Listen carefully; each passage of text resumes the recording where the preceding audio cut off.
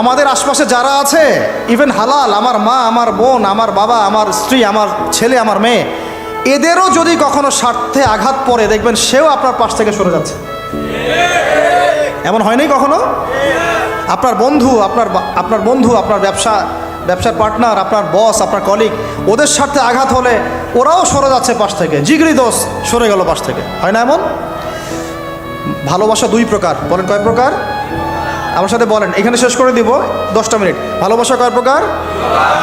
একটা হচ্ছে নিঃস্বার্থ ভালোবাসা। কি স্বার্থ? কোনো স্বার্থ নাই, নিঃস্বার্থভাবে ভালোবাসা। আরেকটা হচ্ছে কোনো না কোনো স্বার্থ জড়িত আছে এমন ভালোবাসা। আপনার স্ত্রীর চাহিদাও যদি আপনি পূরণ করতে ব্যর্থ হন, দেখবেন স্ত্রীর সাথে আপনার গন্ডগোল লেগে যাচ্ছে, যদিও সে হালাল, বৈধ। তাই না? এমন হয় না অনেক সময়? আমি তো অনেক দিন বলেছি, অনেক দিন আগেও বলেছি, 5 বছর 6 বছর আগে, যে মানুষ আসলেই মানুষের অবস্থানকে মূল্যায়ন করে, ভিতর থেকে মানুষকে শুধু মূল্যায়ন করে আল্লাহ রাব্বুল আলামিন। না হলে কি হতো? এই যে এত অন্যায় আমরা করেছি, আল্লাহ পাক কি আমাদেরকে ছেড়ে দিয়েছেন, ফেলে দিয়েছেন, গজবে ধ্বংস করে দিয়েছেন? এই যে আল্লাহ পাক যে আমাদেরকে মহব্বত করেন, ভালোবাসেন, তার প্রমাণ এগুলো। আল্লাহ পাক চান